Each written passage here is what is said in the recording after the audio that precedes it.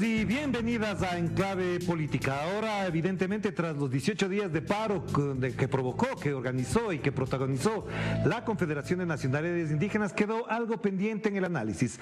¿De qué manera los medios de comunicación aprendieron o no la lección del año 2019, de octubre de 2019? En buena parte, la lección parece que no fue aprendida porque algunos continúan con el relato político oficialista y eso trae consecuencias. Por eso queremos conversar con el destacado periodista ecuatoriano Fabricio Vela, con quien queremos conversar evidentemente de esto que todavía no ha entrado en el análisis y que a propósito de lo que pasa en España en estos días también podemos reflexionar al respecto. Fabricio, ¿qué tal? Qué gusto tenerte acá. Hola, ¿qué tal, Orlando? Buenas noches con todos, saludos cordiales, muy honrado por esta invitación. ¿Cómo valoras o haces la evaluación respectiva de lo ocurrido durante el paro en calidad de periodista y como observador de la prensa que lo ha sido también? A ver, empecemos por el tema del periodismo, ¿no? Luego de los hechos ocurridos en octubre de 2019, yo siempre planteé públicamente la necesidad de que nos repensemos desde el punto de vista del periodismo, de los medios y de la comunicación en general.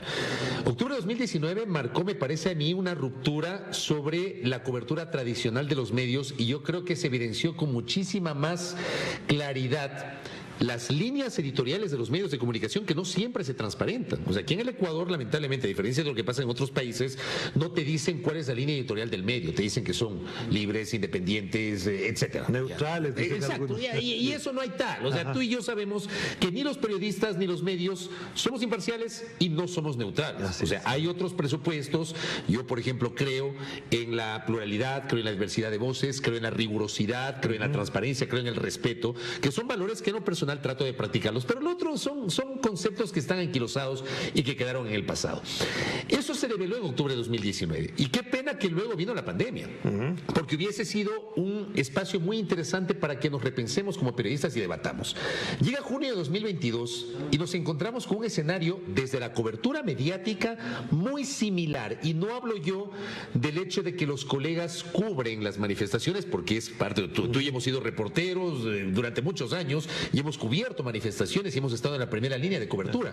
No me refiero a ello, sino a la manera como los medios tratan editorialmente ese producto que recogen sus reporteros. Y allí es donde tú evidencias, claro que sí, una diferencia en las líneas editoriales de los medios, y eso creo yo es el papel muy cuestionable. O sea, yo creo que junio de 2022 marcó una reproducción de octubre de 2019 sobre este fenómeno y nos demuestra que no aprendimos absolutamente nada 3 años después. Pero, Fabricio, te agrego algo que también es importante, porque en buena medida lo que se vio en esta ocasión fue más exacerbado de lo que pasó en octubre de 2019.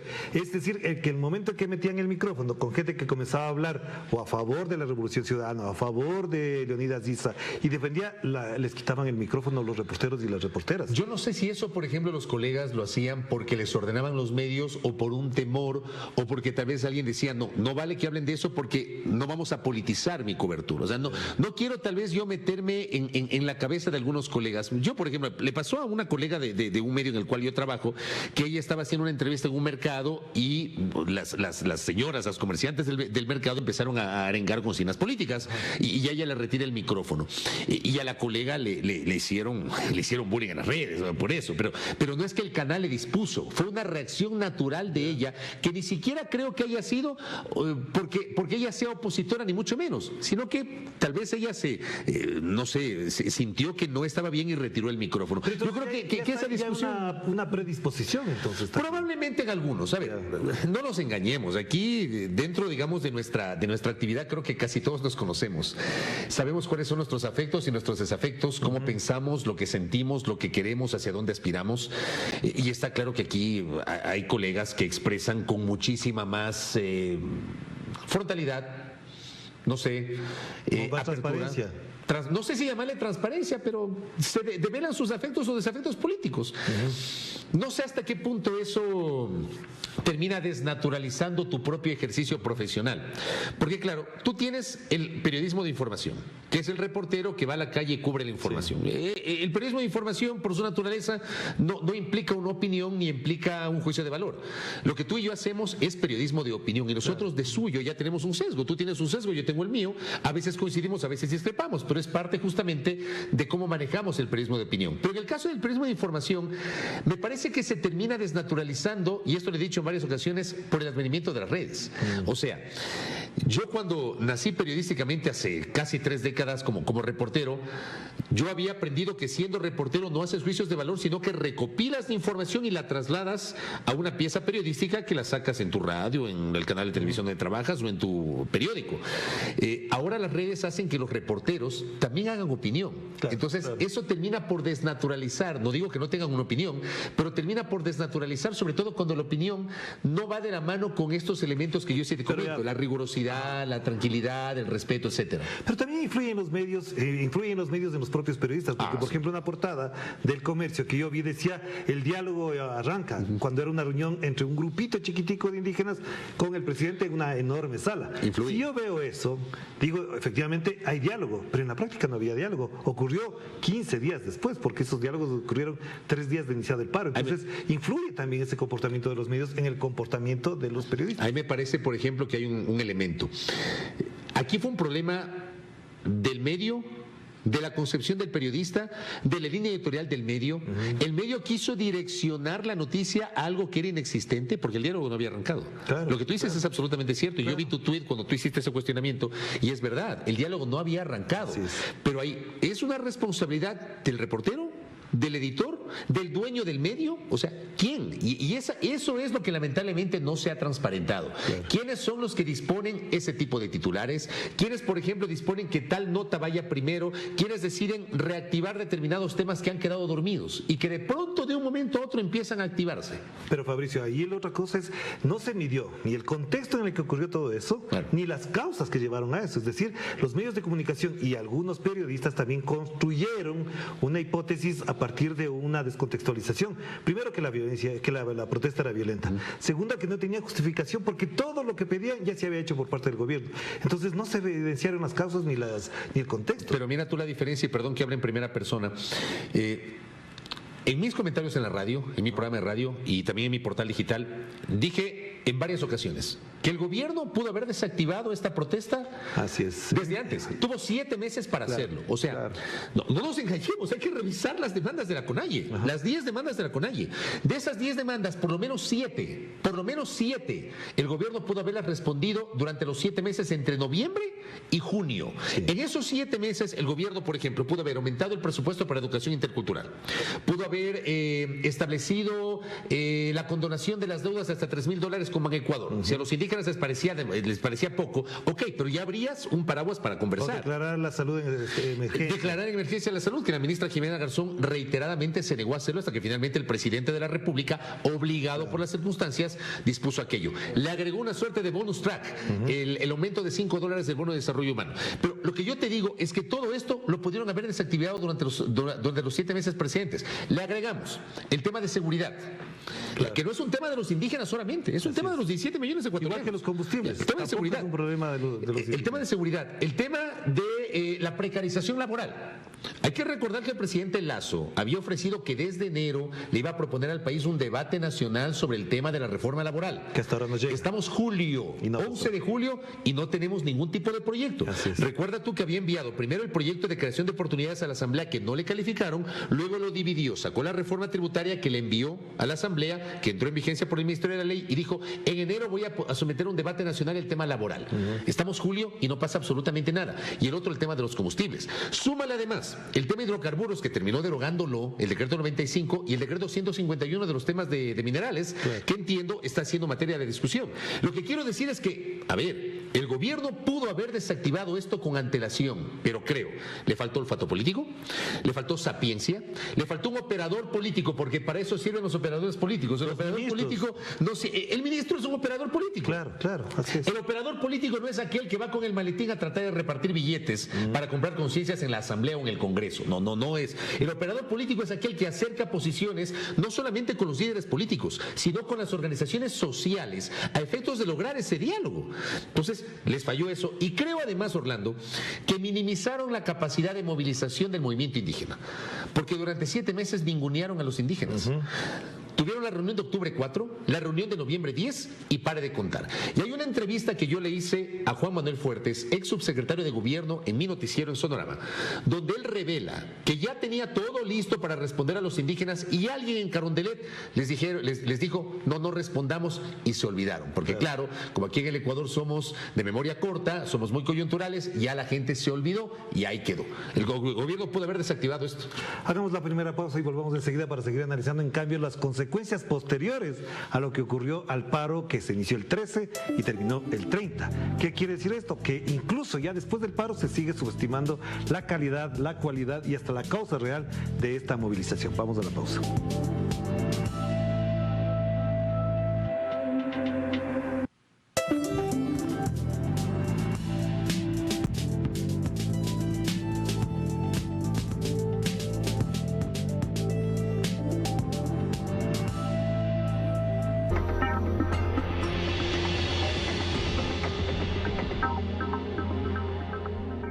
El gobierno nacional endurece medidas contra feminicidas, infanticidas y violadores. Ya no van a poder tener los beneficios que tenían anteriormente. Garantizar que ya no existan más consorcios de jueces y fiscales. Que se va a poder trabajar con mayor celeridad dentro de los procesos judiciales que se vayan a instaurar. El agradecimiento especial a nuestro presidente por todo el apoyo que le ha dado al sector justicia. La ley es el resultado de su instrucción y del mandato que nos ha dado. Que nadie se llame al engaño respecto a nuestra firme voluntad de hacer la justicia un instrumento de verdadera defensa de la mujer, de la niñez, de la adolescencia, víctima de estas aberraciones.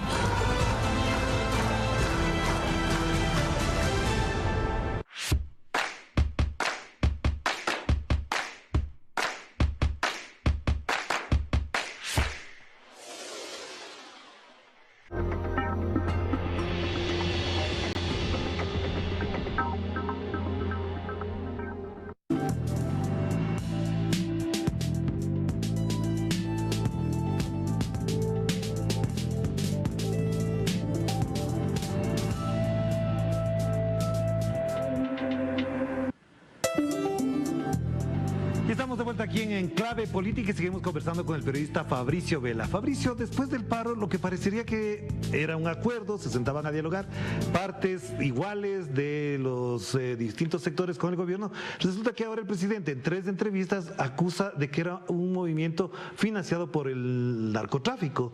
Y esto en la práctica desdice de la postura del diálogo. Entonces, ¿por qué la prensa sobre eso ha hecho un eco innecesario, tomando en cuenta que está demostrado que no hay cómo mostrar en la práctica que sea financiado por el narcotráfico? Yo ahí, por ejemplo, voy a discrepar contigo cuando tú dices por qué se hace un eco innecesario. El que lo dice es el presidente. Orlando, lo dice el presidente, no lo dice Orlando Pérez, no lo dice Fabricio Vela, no lo dice Pepita Cerezo ni Juan Piguave, lo dice el presidente de la República.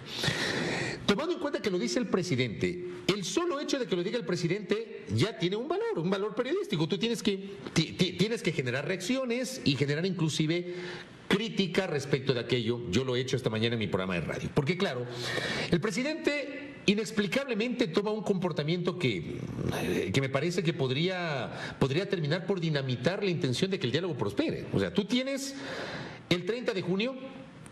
No, vamos al 28. Tú tienes el 28 de junio cuando el presidente se niega a volverse a sentar. Sí, rompe el diálogo y se niega a volverse a sentar con Leonidas Sisa. Tienes el 30 cuando el gobierno decide finalmente retomar el diálogo con Leonidas Sisa. Sí. O sea, no lo pudieron excluir a Leonidas Sisa. No estuvo el presidente, que este no es un tema menor. El presidente no lideró el diálogo. Moreno sí lo hizo en 2019, al menos el último día. Al menos el último día. Ajá. Pero estuvo ahí para la firma. Sí. El presidente Lasso no estuvo para la firma. Pero estuvo el ministro Jiménez, el secretario Iván Correa, el secretario jurídico Fabián Pozo. Esa noche del jueves 30, el presidente aparece en una cadena con un mensaje que creo yo debió haber sido muchísimo más potente. Yo esperaba más de ese mensaje. Pero hablaba de la reconciliación, de que se ha recuperado la paz, etcétera, etcétera, etcétera. Tienes el 7 de julio, donde se vuelven a sentar. Ahora sí, para comenzar a instrumentar las mesas técnicas que se deben instalar pasado mañana, el miércoles 13 de julio. Y de pronto llega el viernes y el presidente le concede una entrevista a Infobae en donde habla del financiamiento del narcotráfico.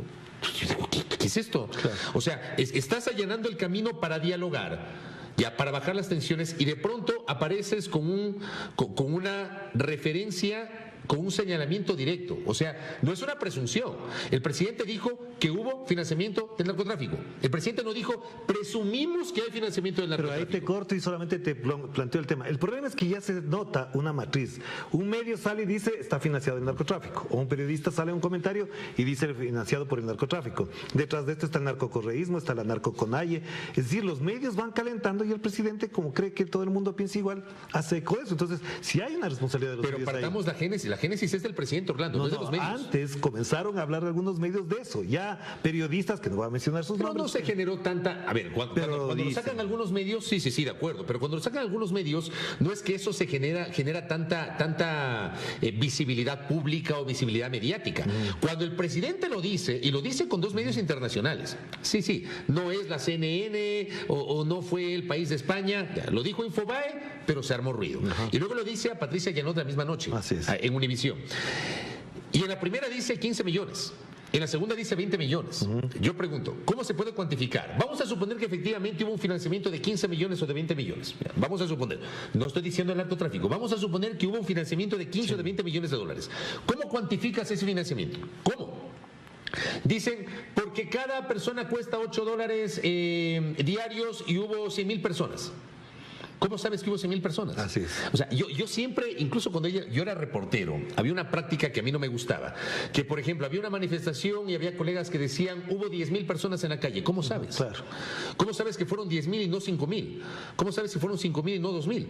¿Cómo sabes que hubo 100,000 personas? Pero digo, ¿cómo llegas a esa cifra? El relato político lo van armando ciertos medios que están jugando a esa práctica periodística nefasta, que es colocar en la bandeja de la opinión elementos que después recogen los políticos porque creen que son populares. Porque hay medios, y esto es innegable, medios que terminan siendo funcionales al poder. O sea, es así, ha ocurrido siempre, pero creo que ahora se siente con mayor fuerza. Y ahí, entonces, se siente por el momento político y además por las nuevas tecnologías, ¿no? Pero el otro tema es del racismo, porque lo que sí se evidenció es que se estigmatizó la protesta. Incluso algunos medios previo a esto ya habían estigmatizado a Leonidas Issa, lo trataban de violento, terrorista, mariateguista, etcétera, etcétera. Es decir, también había un calentamiento, ya no de las calles, sino de las pantallas y de las emisoras, en el que ya el estigma de racista y violento está planteado ahí. Y súmale, aparte de ese estigma de racista y violento, ya, sobre un dirigente en particular, el hecho de que, claro, la típica, ¿no? Empiezan a decir de qué vive Leonidas Issa, cuánto paga de impuesto a la renta, el carro que tiene, que no sé qué, ya, o sea, son prácticas que no son de ahora, son prácticas que se utilizan para tratar de deslegitimar, en este caso, a quien preside la CONAIE. Pero hay un tema adicional, que los medios también lo han desconocido, estoy seguro deliberadamente, es la lógica con la que funciona el movimiento indígena. El movimiento indígena no es un movimiento vertical. El movimiento indígena no es como las Fuerzas Armadas. O sea, no es que tienes al jefe del comando conjunto y todo es vertical. El movimiento indígena es horizontal. Y tú lo sabes. Lo cubrimos, además pusimos las cámaras de Telesur. El momento que salieron de la reunión, seguimos con la cámara y los vimos ahí deliberando. En el caso de la CONAIE son 53 nacionalidades. Pueblos. Y de con los 53 tienes que hablar, son 53 líderes. Sí. La cabeza es Issa, pero Issa no se manda solo. Claro. Además, si les desconoce a los pueblos, no puede. Se lo bajan. No puede. Claro. No puede. Y el otro tema que es muy importante en todo esto es la situación que se vio en Quito. En América Latina quizás no se conoce a fondo, pero en Quito aparecieron líderes políticos y sociales diciendo que se vayan de Quito los indígenas. Y después replica el presidente y dice también que se regresen a sus comunidades. Pero si Quito es de los quitucaras, aquí hay pueblos cayambies, quitucaras, es decir, una serie de pueblos. A mí me parece que hay sectores en el Ecuador que no entienden, por ejemplo, el origen de esta ciudad, ¿no? ¿Cómo nació esta ciudad? La avenida de los Shiris lleva el nombre indígena Shiris. Pero mira, por ejemplo, yo me acuerdo que en los 90s, el famoso matemático Juan José Illingworth, que ha sido uno de los que permanentemente ha manejado estas voces de autonomía, de separatismo, de etcétera, sobre de regionalismo, de regionalismo en realidad. Yo me acuerdo que cuando él fue diputado, en los 90s, él protagonizó una marcha en Guayaquil. Sí. En esa marcha de Guayaquil hicieron que quiten el letrero de la calle Quito y el letrero de la calle Pichincha, que son dos calles centrales de Guayaquil. Sí. Y él decía, por ejemplo, burlándose que Quito venía del verbo quitar. Entonces, por eso te digo, a mí no me sorprende. ¿Cómo se entiende ese comportamiento también de los medios, estigmatizando y en cambio ensalzando a esos señores que salieron en la avenida de los Shiris con banderas blancas y no con las banderas del Para sumarse a la cresta de la ola? ¿Cuál es la cresta de la ola? Estigmatizar la naturaleza del movimiento indígena. O sea, mira, yo y esto lo he dicho a lo largo de estos días, de estas 2 semanas, 3 semanas en realidad. Yo sí quiero separar, por ejemplo, la legítima protesta indígena, que creo que es legítima. La génesis de la protesta indígena fue totalmente legítima. Claro. ¿Ya? Que por ahí seguramente hubo sectores, y estoy convencido de eso, que quisieron pescar al río revuelto, no tengo ninguna duda. Como en todo y de que hubo agentes del caos que quisieron pescar al río revuelto, no tengo ninguna duda. Pero a mí no me digan que la rebelión indígena o la movilización indígena fue acompañada de gente que estuvo con armas o qué sé yo, porque esa no es la naturaleza de los indígenas. Que dentro del movimiento indígena debe haber radicales, sin duda alguna, y que tienen que haber también habido infiltrados, por supuesto que sí. Pero obviamente los medios se subieron a la cresta de la ola para deslegitimar esa génesis de la movilización indígena. Haciéndose parte del relato político oficial. Y el relato era, todos son violentos, la protesta es violenta, los indígenas son violentos, la movilización es violenta. Y ahí te planteo otra cosa que es muy importante. Lo que se evidenció en esta ocasión fue que, por ejemplo, cuando se conectaba la transmisión en vivo de la CONAIE, superaba en miles de usuarios a lo que tú, nosotros, cualquier medio tenía. Ni loco, ni en sueños. O sea, llegó una noche en la que había una rueda de prensa de Leonidas Issa y tenían 90,000 personas conectadas en un momento determinado. Ni el mayor canal del Ecuador tiene eso. ¿Cómo se explica ese cambio en el registro de atención? A mí me parece, la fuerza de las redes, las redes todavía tienen un índice no tan alto de penetración, pero ya tienen incidencia en el Ecuador. Pero luego, obviamente, el país estaba atento a lo que decía Issa. O sea, eso es innegable. Incluso la gente que no comulgaba con Issa quería saber qué decía Issa. O sea, me parece que todo estaba ahí marcado por lo que podía decir el líder de la CONAIE para ver si finalmente se acababa ¿Pero por qué había más en su atención que en la del presidente? Un día hubo una cadena del presidente tenía en YouTube 2,000. No, las cadenas del presidente, las cadenas presidenciales no suelen generar esa atención. Aquí, además, digo, es muy complejo comparar lo que diga el presidente en este caso frente a la expectativa que había sobre lo que podía decir Leonidas Issa. Me parece a mí que no hay equivalencias ahí. Entonces ahí hubo un cambio ya. Sí. Hay un cambio. ¿Cuál es la lección entonces frente a ese cambio para los periodistas y los medios que tradicionalmente hacen el ejercicio periodístico normal que el que hacemos nosotros? Mira, por ejemplo, yo voy a volver a decir lo que dije en octubre de 2019, Orlando. O sea, a mí me encantaría que luego de junio de 2022, luego de esto, cuando ya bajen las aguas, con cabeza un poco más fría, todos nos encontremos.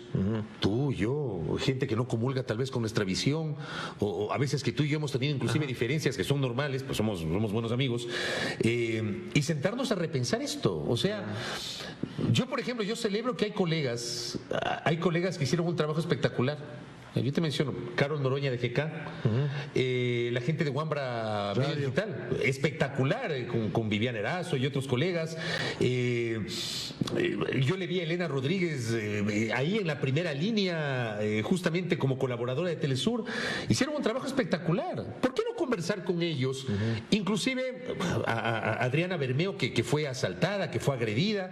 Conversar con ellos, partamos de eso, conversemos con ellos sobre cómo vivieron esta cobertura, porque lo que ellos vivieron yo no lo he vivido nunca. En 29 años, 2 décadas siendo reportero, nunca viví yo una manifestación en la cual haya tanta violencia contra los reporteros y contra los periodistas. No sé si tú alguna vez lo viviste. Yo nunca la viví, nunca, jamás. Yo creo que ese tiene que ser un punto de partida. Y luego de escuchar esas experiencias, sentarnos y bueno, ¿qué está pasando con nosotros? ¿Qué está pasando con el ejercicio de la profesión? ¿Qué está pasando con el ejercicio de nuestra actividad? ¿Qué está pasando con nuestra relación con los medios de comunicación? Pero mira, porque ahora tienes medios alternativos. Claro. Ya no estás dependiendo solamente de los más media. Pero ¿cuál es la lección que te deja esto a ti en particular? Porque una es la reportería, otra es la visión desde afuera, pero en realidad el periodismo, ¿cuál es la mayor lección? ¿Sabes cuál es la mayor lección que yo aprendí? A ver, yo me he encontrado con muchísima intolerancia en estas 3 semanas. Muchísima intolerancia. Y he sentido que hay gente que asume que uno tiene que tomar una posición radical en uno o en otro sentido. En uno o en otro sentido. Yo he reflexionado mucho en esta semana sobre eso, porque había gente que me decía, tú tienes que estar a favor de que Lazo sea derrocado. Yo no iba a estar a favor de que Lazo sea derrocado. Tampoco me iba a ir al otro lado. O sea, no pasa por ahí, no pasa por ahí. Yo creo que la sociedad está extremadamente polarizada, Orlando. Yo creo que esa es la principal lección. Tenemos una polarización a nivel de sociedad que se ha trasladado a los medios de comunicación, que se ha trasladado a nosotros como periodistas.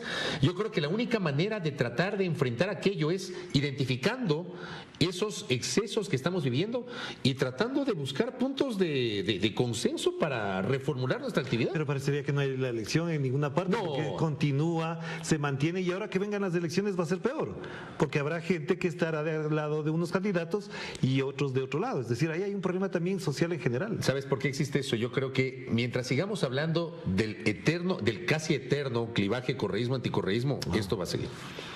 Entonces, ¿de qué manera contribuir para que desde el periodismo no ocurra eso? Mira, vemos quienes, perdón que hablo otra vez en primera persona, pero vemos quienes de alguna manera tratamos de manejarnos con algo de equilibrio en medio de esto. O sea, con algo de equilibrio. Con algo de periodismo. ¡Algo! Perdóname. Pero de periodismo nomás. ¡Algo! Pues, claro. Oye, a mí me dicen tibio, me dicen un montón de cosas, porque trato de manejarme con algo de equilibrio. O sea, obviamente yo tengo mi sesgo, tengo mi corazoncito, pero trato de manejarme con algo de equilibrio en medio de toda esta vorágine que nos está matando. De verdad que yo no sé si estemos mirando en algún momento la luz al final del túnel para dejar de hablar del mismo clivaje y entender de otra manera la política y de otra manera el periodismo. ¿Y tú crees que además, con esto termino ya, crees que los medios tradicionales perdieron ya la partida? No creo, todavía no. Yo creo que los medios tradicionales, Orlando, están con una credibilidad muy a la baja. Pero todavía están ahí, todavía subsisten. Yo creo que los medios alternativos están en franco ascenso, pero todavía, insisto, no el índice de penetración del Internet en el Ecuador no es, por ejemplo, el de los países del denominado primer mundo. O sea, vamos a llegar en algún momento. ¿Y qué te permite? El medio alternativo te permite tener mucha más autonomía, ya no depender de esas grandes corporaciones, esas grandes empresas de comunicación con grandes intereses. O sea, cuando tú, por ejemplo, tienes la posibilidad de ponerte un canal de YouTube, ese ya es un medio alternativo, y tú puedes hacer opinión, puedes hacer opinión. Obviamente esa opinión tiene que cumplir con los presupuestos que tú, yo y los colegas aprendimos en las aulas universitarias, Orlando. Gracias.